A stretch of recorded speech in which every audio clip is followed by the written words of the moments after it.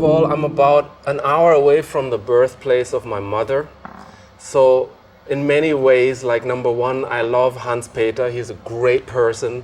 I just met him online, basically. We started a little email exchange. And I found out about Warwick gear, checked it out, fell in love with it, came here last year for 3 days. He invited me to come over and see all this. And so this is the first year that I'm here as a professor. So yeah, I'm really excited. I don't even feel the jet lag. I'm so excited.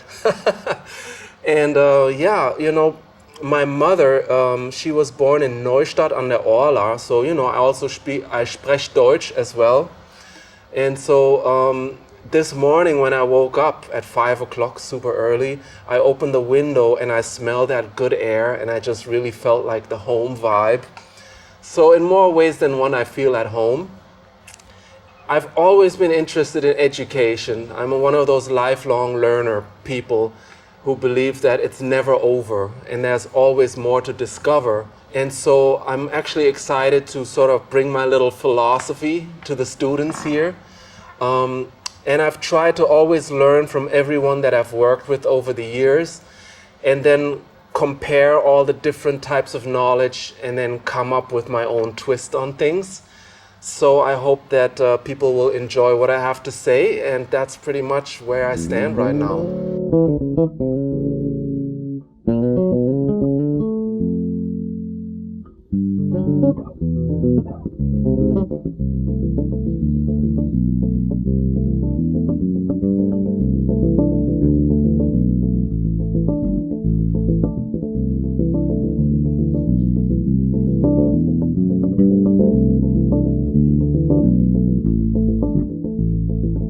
Well, there may be three little things, more or less. Like the first one was the first concert with John McLaughlin, which was in a town called Reggio Emilia in Italy.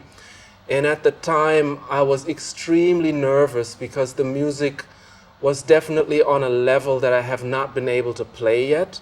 So I remember in Germany practicing in my place with a bucket of water next to me, where I would put my hands in the ice water because I had to practice so much just to get up to the level of what they were doing.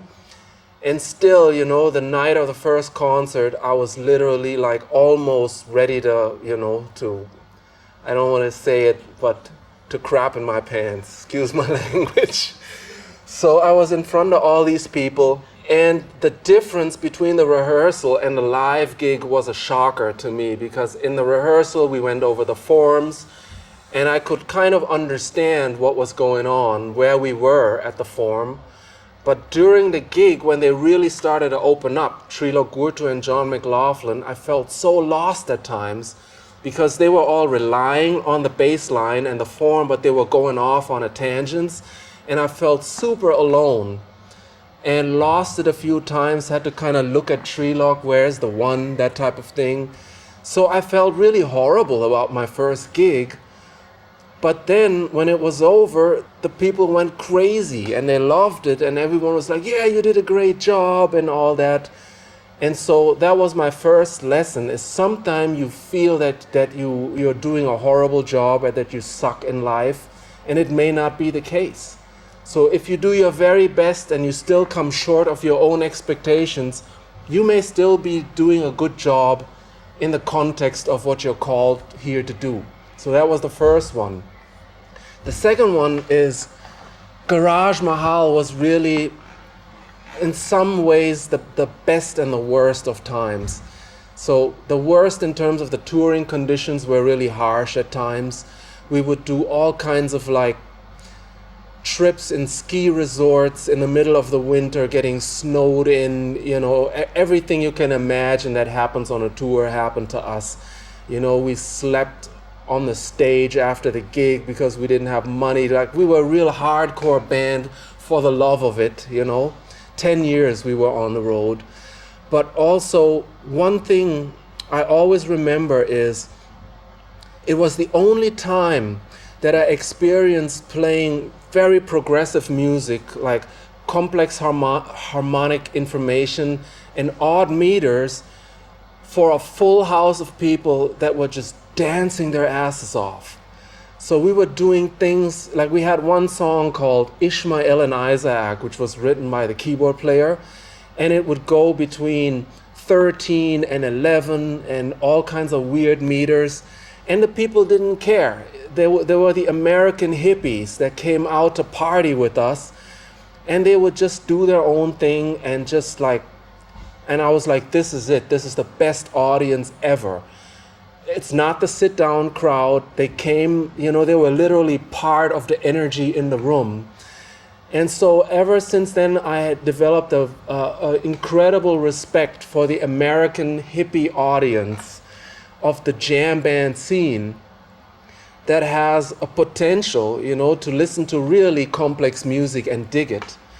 And so I'm still looking to recreate that now, you know, in the here and now. So that was the second. And the third one, a short one, is some of the best moments I had all by myself.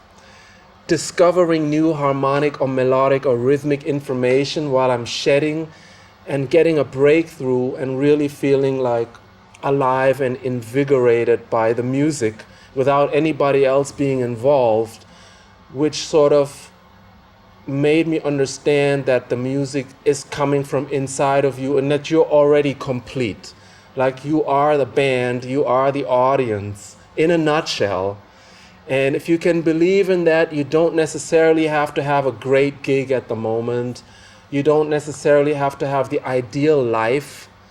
But if you can get into that frame of mind of having respect for who you are and what you do, and you are working on something in earnest, you can get to a really deep spiritual place with very little. And that was the third experience.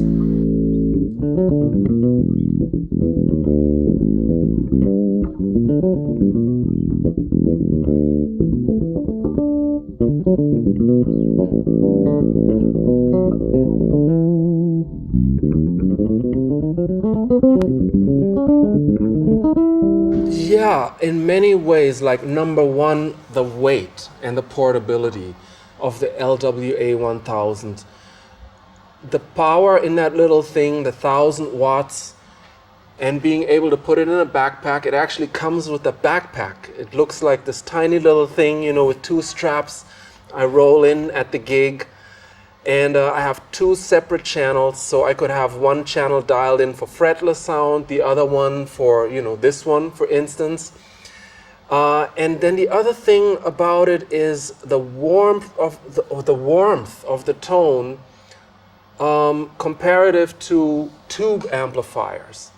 And this is something that surprised me because I was not ready for that. I thought, well, you know, it's a transistor sounding like amp, class D, you know, but it has that warmth, and I like that, you know, the kind of like low bass, a lot of bass frequencies, but at the same time, not the kind of boomy ones. It's like nice and punchy, and the high end is also kind of sweet on it, instead of, you know, the aggressive, brittle kind of high end. So I just basically really love that amp. And, you know, I used to be a hardcore Ampeg fan, and also Glockenklang. Glockenklang and Ampeg for me were like the pinnacle of bass sound. But the LWA in a way is a synthesis of those two. It gets everything that I need from it, and the portability is amazing. And also the cabinets. Like, they look pretty heavy, but you lift them up and it's like, woo, you know, I can carry two of them to the car at once. And so, yeah, I love Warwick for that, because they're kind of like looking towards the future. And every musician who tours a lot, sooner or later, weight is going to be a big issue. In the beginning, you don't care. You're hauling the big SVT around because you're loving the music. But after 1,000 gigs, you know, after that first hernia operation, you know, you're going to be like, okay, I'm ready for the lightweight. So thank you, Warwick.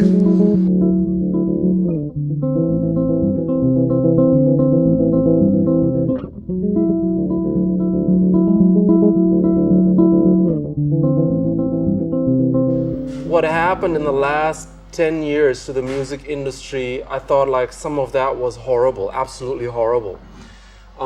Because the whole royalty model just imploded, and the way it affected me really badly was that the studios died. Like, I saw so many great studios die because people just had their little lightweighted equipment and there's no need for them to go into a studio.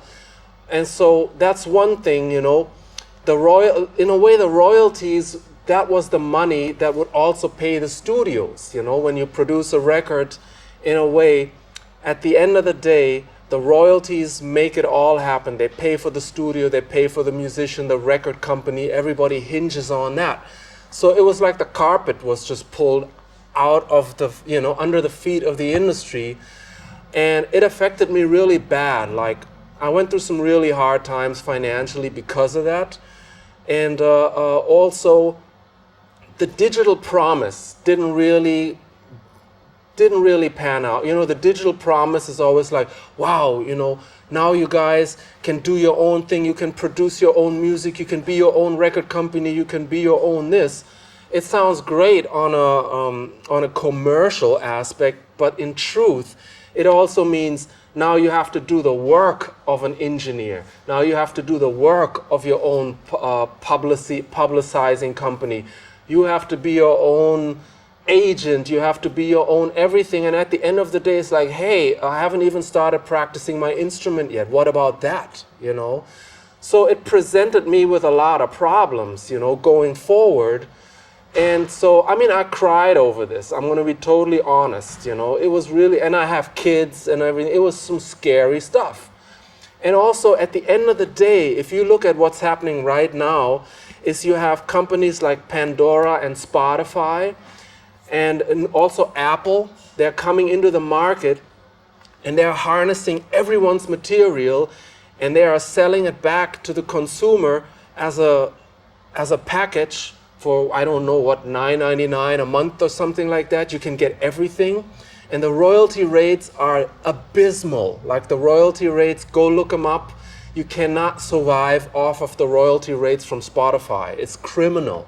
So in a way, what happened is, the promise was, you can all do your own thing. There's so much more, you know, possibilities with the new digital technology. The actuality is, the big industry came in and hijacked all that, and the middleman got to be a millionaire, and the content providers, they're kind of like, okay, you got to figure out for yourself how you're going to survive now, you see? So that's the bad and the ugly.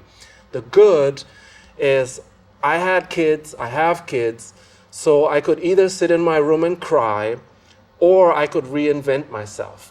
So I ended up teaching myself web design, built my own website, came up with the teaching concept, set up an e-commerce platform, started to market myself directly to, you know, my colleagues, started to do remote recording projects.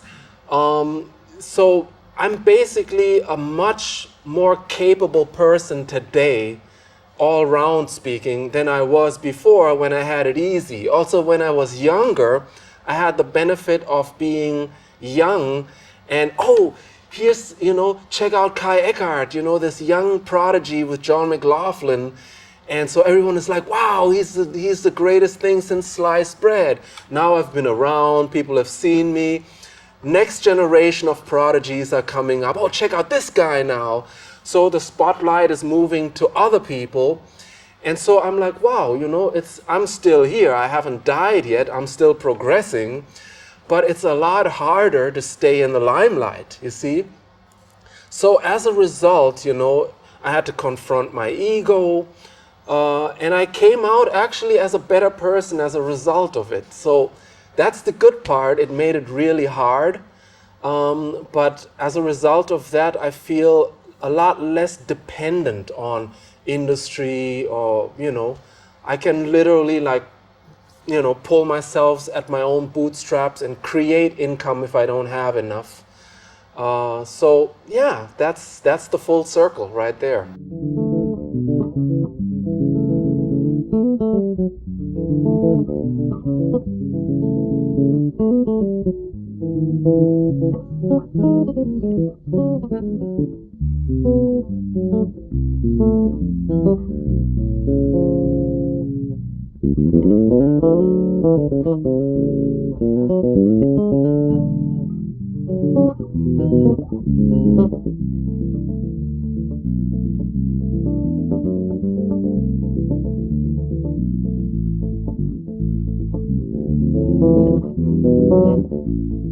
Right. I mean, honestly, for me, the hardest part was the feeling that, oh my God, I'm no longer needed. Nobody wants me. Like this childish thing almost came up in me, you know? Like maybe my career's over, you know, like these doubts started to come.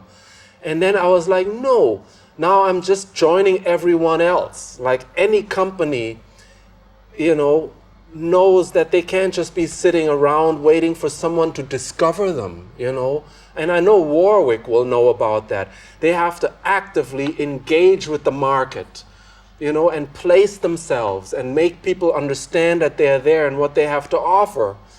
And it's not a matter of, oh, you know, we're sitting here and nobody is checking out our great stuff, because everyone is hustling, everyone else, you know. So it's just like join the party, you know.